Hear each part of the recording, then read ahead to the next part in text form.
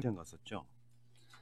근데 그때 반찬 가게 사장님이 그때 뭐 거지 같다 뭐 이런 표현을 했었잖아요. 거지 같아요. 그러니까 대통령이 좀 어떠십니까라고 물으니까 거지 같아요. 너무 장사가 안 돼요. 어떻게 수습해야 되는 거 아닌가요? 이렇게 호소를 했는데 대통령 앞에서 거지 같다고 했다고 그분이 엄청난 공격을 받았던 모양이에요. 그러면은 그분이 대통령님 매우 힘듭니다. 어떤 조치를 취해 주십시오. 이렇게 이야기를 해야 맞는 거예요? 그러니까 이제 내 말의 의미는 그래서 문 대통령이 공격받는 게 안타깝다 이 말은 무슨 뜻이겠어요? 이거 할 수 있는 말, 할 법한 말이라는 거죠. 그러니까 우리가 바라는 세상이라고 생각이 들거든요. 악의성을 갖고 공격하는 건 나쁘지만 악의성 없는 상태의 자연스러운 대화를 문 대통령 지지자라고 하는 일부의 사람들이 그걸 공격하고 그게 결국에는 뭐예요? 표 떨어지는 소리예요. 실제로 지금 뭐 다 믿거나 동의하지는 않지만 문 대통령 일부 극렬한 지지자들이 문 대통령이나 민주당 표를 떨어뜨리고 있는 사람도 있습니다. 그냥 웃고 넘어가면 되잖아요. 솔직히 말하면 표현 방식이 좀 세련되지 못한 분 이렇게 생각하고 넘어가면 되는데 원래 모든 국민은 대통령에게 하소연을 하고 그럴 수 있는 거거든요. 근데 그들만의 언어를 쓴 건데 공격까지 할 필요는 없잖아. 그냥 씩 웃고 넘어가지고 오죽하면 대통령이 안타깝다고 하겠습니까? 이 말 뜻은 대통령 스타일이 본인의 지지자들한테 뭐라 하라 하지 말아라 이렇게 말씀하시는 분은 아닌데 간접적으로 돌려서 그런 공격하지 말았으면 좋겠다고 말씀하시는 거거든요. 근데 그런 분들은 시장을 안 가신 분이라 생각해요. 왜냐하면 그쪽에 나이 드신 분들이 뭐냐면 힘들다는 표현이거든요. 거지 같다, 거지 같아요, 힘들어요라고 호소하는 건데 그걸 그러니까 전혀 도움이 안 되고 그분에까지 할 거 없는 거잖아요. 얼마나 했으면 그렇게 거지 같다만 하는 건데 좀 용어에 대해서 이해를 하시고 그런 분들은 좀 진짜 어떻게 보면 무슨 팔이라고 하잖아요. 아무런 도움이 안 되니까 좀 사라져 주세요. 그래서 지금 대통령 입장에서 이런 것들은 좀 우리가 조심했으면 좋겠다. 그러니까 시대가 선거도 있고 막 그러니까 좀 표현들이 좀 거칠어요. 여기저기 다 예민해져 있어가지고 그럴수록 말씀드리지만 우리가 야당일 때는 막 열불 나니까 거친 표현도 쓰고 그러는데 사실 저는 그렇게 생각해요. 여당 지지자는 뭔가 어떤 측면에서는 난 품위도 좀 있어야 된다고 생각합니다. 최소한 지지하는 사람들 때문에 대통령이 싫어진다 이런 표현은 듣기 싫거든요. 보통 중도에 있거나 저쪽에 계시는 분이라도 우리 같은 방송을 보면 그래도 공감하는 측면이 있다 이런 느낌을 주는 건 중요하다고 생각이 들고요. 자, 그 가운데 이제 일종의 뭐 혐오라면 혐오랄까 지금 계속 중국인들 못 들어오게 봉쇄해야 된다 뭐 이런 이야기를 자유한국당 등이 했었잖아요. 그러니까 이제 일종의 보면 이런 게 있죠. 뭐 그러면 대구 봉쇄해야 되냐? 지금 대구에 일어난 상황을 보면 그러니까 지금도 자유한국당은 우한폐렴이라고 불러요. 자신들의 요구사항을 들어주면 코로나19라고 하겠다라고까지 이야기를 해요. 뭐 초딩들도 아니고 뭐냐 이게. 근데 결국에는 지금도 자유한국당이 어제 중국인 입국 금지를 강조했어요. 기자회견하고 그러면서 중국인 입국 금지시켜야 된다고. 그러니까 기자가 물었죠. 그럼 대구도 봉쇄해야 되느냐. 거기에는 말을. 그러니까 난 대구 봉쇄하고 이러는 것에 대해서 뭐 찬성하지는 않습니다만 마찬가지로 우한폐렴 그러면 아까 그런 표현들이 많이 나오잖아요. 대구 폐렴이라고 불러도 돼? 아유 말도 안 되는 소리죠. 그러면 대구 경제 지금도 마찬가지겠지만 타면 안 가져버려. 그렇지 않아도 안 좋은 경제가. 그러니까 이게 뭐 지역에 대한 혐오 뭐 이런 것들 섞어서 아무 개념 없는 사람들이 막상 닥치면은 자기 책임질 못 질 말만 계속하고 있는 거죠. 그러니까 중국인 입국 금지라는 것도 그러니까 자기들 환상이잖아요. 그러니까 머릿속에서만 뭔가 이 바이러스가 메신저로도 전파될 것 같은 그런 진짜 무식에 근거한 불안에서 비롯된 건데 그런 것들에 대해서 그냥 막무가내로도 지르다가 결국에는 그 김재훈인가 민경욱인가 그 대구에 자기 형제가 있다고 제대로 말도 못 하더라고요. 그 얼마나 초라한 모습입니까? 참 이런 거 보면 신기한 게 이 무리들은 굉장히 단순하고 원시적인 공포를 굉장히 자극을 잘하는 것 같아요. 이게 얼핏 생각하면 다 차단하면 되잖아. 이거 맞는 말 같잖아요. 이 얼핏 생각하면 맞는 것 같은 이 포인트들을 잘 찾아서 공격하는 게 되게 신기하기도 해요. 어떻게 저럴 수 있지 하는 부분도 들고. 대구 봉쇄라는 게 말이 됩니까? 그리고 정말로 말 그대로 우리 형제들이 사는 곳 아니에요. 마찬가지로 중국을 봉쇄한다는 것도 말이 안 되거든요. 형제는 살지 않지만 중국을 봉쇄해서 그래서 얻을 수 있는 게 뭐냐 도대체. 아무것도 못 얻고 오히려 해만 보거든요. 질병을 통제하기 위해서 어떤 구역을 폐쇄한다 이런 조치는 월드워 Z에나 있는 거고 현실 세계에서는 그런 조치는 있을 수 없어요.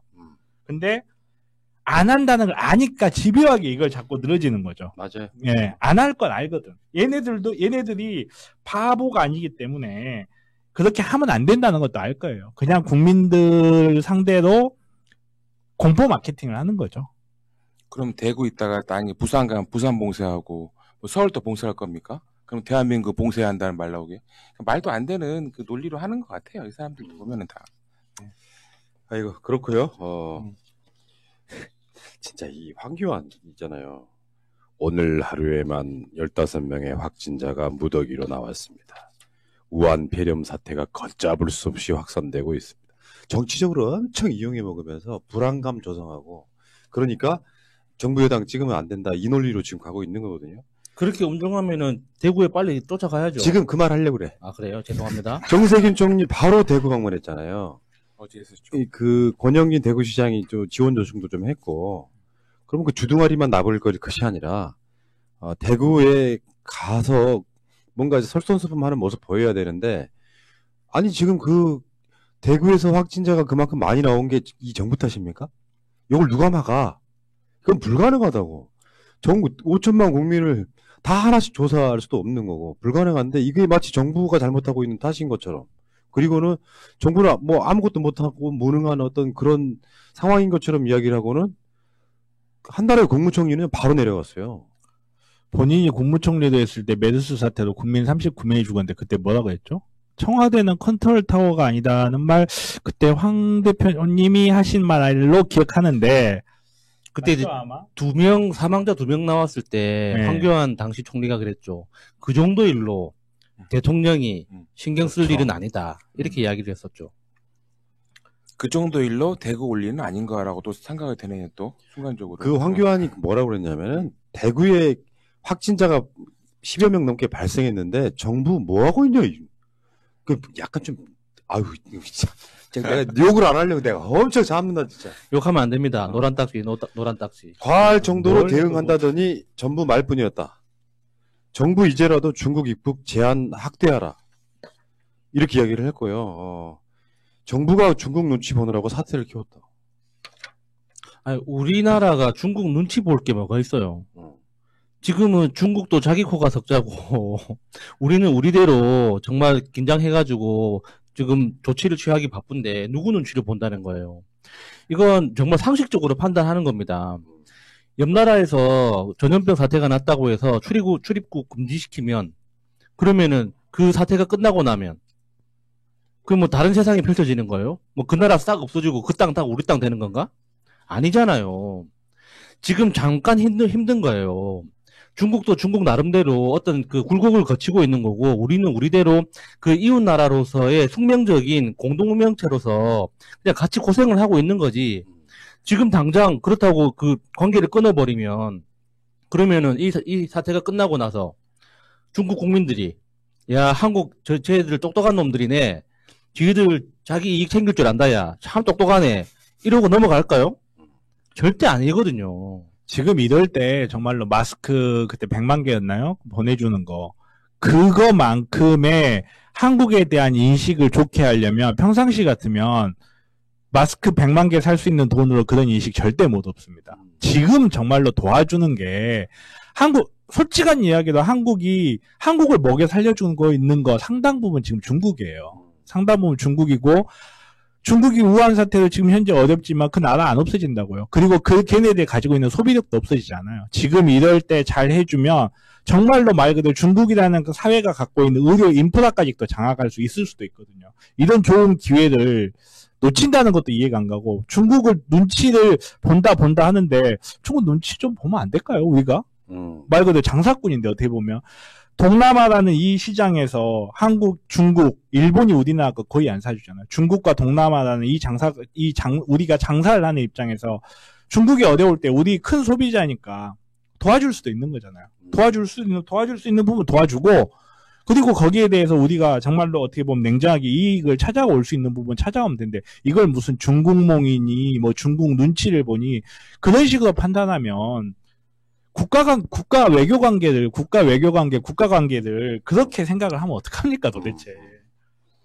그러니까 예, 황교안은 종로 선거 운동을 한다는 핑계로 대구를 뭐 안 내려갈지 내려갈지는 확신은 못하겠지만, 다른 사람도 아니고요. 국무총리와 대통령 권한 대행을 지낸다면 뭔가 균형감 있게 말을 표현해야 되거든요. 실제로 행정이라는 걸 또는 그런 자리에 있어보면 알잖아요. 지가 하는 말이 다 틀렸다는 걸 지도 알 거예요. 정부가 지금 뭐하고 있냐니. 역대급으로 대응을 잘하고 있는 거잖아. 그러면 대구에서 신천지에 다니는 신도분이 이걸 퍼뜨릴 거라는 걸 예측하고라도 방역을 했어야 된다는 건 뭐야. 전 국민 전수조사 하라는 거야 뭐야. 말도 안 되는 개소리 하고 있는 거고요. 발생하는 건 어떻게 할 수가 없어요. 발생하는 건 어떻게 할 수가 없다고. 우한에서만 안 들어와도 우한에 살던 사람이 중국 어딘가로 갔는데 그 사람이 또 이게 전파가 돼가지고 할 수도 있는 거고, 문제는 아까 이야기했잖아요.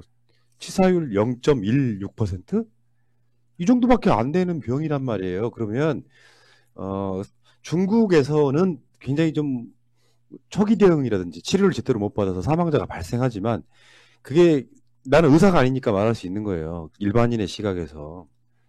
겨울철에 걸리는 독감도 많도 못한 그 치사율을 갖고 있는 병이지만, 중국이라고 하는 나라에서 사망자가 뭐 한 10,000명 나왔다고 치자. 이게 어마어마한 게 아니라고요. 그 많은 숫자들 중에 치사율을 보시라는 건데, 사람들 자꾸 그렇게 숫자만 자꾸 이렇게 강조하잖아요. 어마어마한 사람이 죽은 것처럼. 이런 상태에서 결국엔 자유한국당이 노리는 전략은 그거 아니에요? 경제 망하게 하는 거예요. 중국과의 교역도 마찬가지고 지역 경제도 마찬가지고 대한민국 경제 망하게 하는 거예요. 그러니까 경제 망하게 하면 쥐들이 살려낼 수 있다는 자신감이 있는 건가요? 그게 그 사고방식이 너무 신기하다는 거예요. 총선만 이길 수 있으면 대한민국 경제 따위는 신경 안 쓰는 거죠. 그러니까 그 이후에 자기들 무슨 대책이 있어야 될 거 아니에요.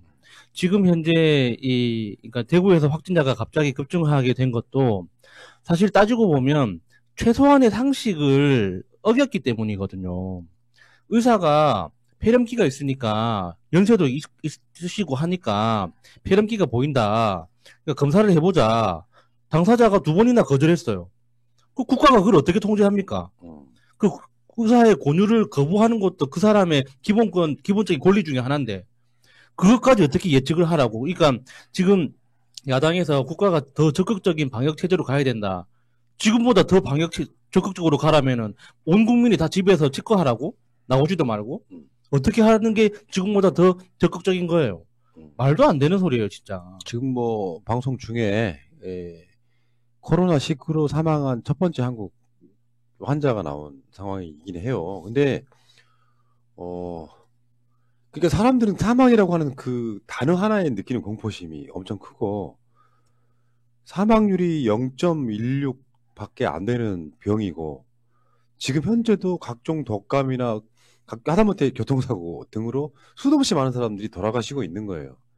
전체 숫자로 보면 미미하지만, 그러니까 전체 퍼센트로 보면 미미하지만 숫자로 보면 뭔가 공포심이 들게 만드는, 이걸 또 언론들이 얼마나 이용해 먹고, 자 봐라 대한민국 정부가 방역을 잘못해서 사람이 하나 죽었다 이런 식으로 또 공격을 할 거란 말이죠.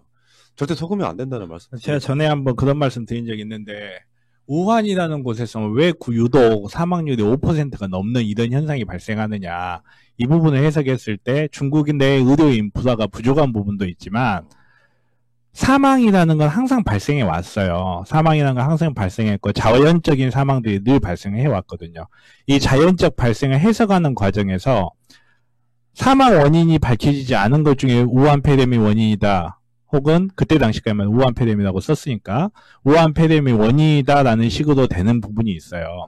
그러니까 제가 아까 처음에 0.16% 이야기할 때 이 이야기를 할까 했다가 조금 길어질 것 같아서 이야기를 안 했는데, 환자군이 늘어나기 시작하잖아요. 환자군이 늘어나기 시작하면 인과관계 없는 사망이 발생할 가능성이 굉장히 높아지기 시작해요.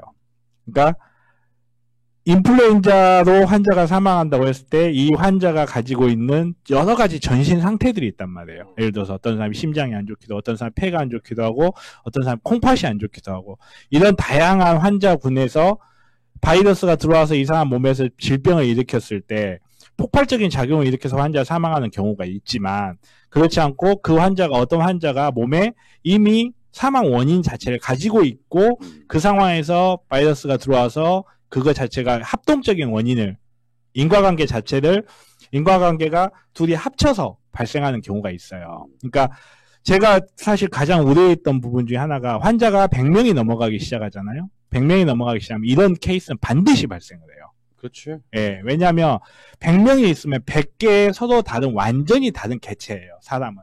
이 완전히 다른 서로 다른 병력을 가지고 있고 서로 다른 몸 상태를 가지고 있는 사람이 정말 다양하게 바이러스의 배양원이 된 거예요. 이런 상태에서는 바이러스 탓이 아니라 하더라도 사망은 발생하기 마련이고 그 사망의 원인을 추적하는 과정에서는 바이러스가 나올 수밖에 없거든요. 그러니까 이 환자가 한 명 발생 지금 어떤 내용인지 정확하게 발생하지 않지만 지금 이것만 가지고 코로나 때문에 사망했다라고 볼 수는 없어요. 아직까지는. 지금 기사도 코로나19 확진자 사망 한 명이라고 돼 있지 이게 원인 자체가 그러니까 사인을 보통 의사들이 기록을 할 때 선행사인, 중간사인, 직접사인 이렇게 기록을 하거든요. 이 중에 어느 것에 들어갈지 아직은 알 수가 없는 상태이긴 해요. 그렇죠. 근데 사망자 한 명이 발생했다는 사실을 가지고 공포를 느끼실 필요 정말 없어요. 그러니까 다시 한번 말씀드리는데 이 언론의 호들갑이 오히려 사태를 키우는 측면이 분명히 있고요. 사람의 생명을 놓고는 당연히 한 분이라 돌아가시면 안 되겠지만 다시 말씀드리지만 분명히 코로나의 치사율, 중증도는 훨씬 떨어지는 것은 분명한데 이게 지금 예를 들면 그냥 뭐 단신 처리해도 될 만한 정도의 사안이라고 보거든요. 사실은 알고 보면 솔직히 말씀드리면 근데 문재인 정부니까 더 키워지는 측면도 있습니다. 분명히. 그래서 뭔가 정부를 흔드는 용도 언론들의 의도했건 안 했건 간에 그걸 또 교묘하게 이용하는 자유한국당, 황교안 같은 자들이 결국엔 나라에 어떤 이런저런 그 뭐랄까 해악으로 작용하고 있는 거죠. 그 세력 자체가. 자, 일단 알겠습니다. 그 이야기 뭐 속보가 또 들어오거나 그러면 다시 방송 중에 말씀을 드릴게요. 잠시 후에 다시 오겠습니다.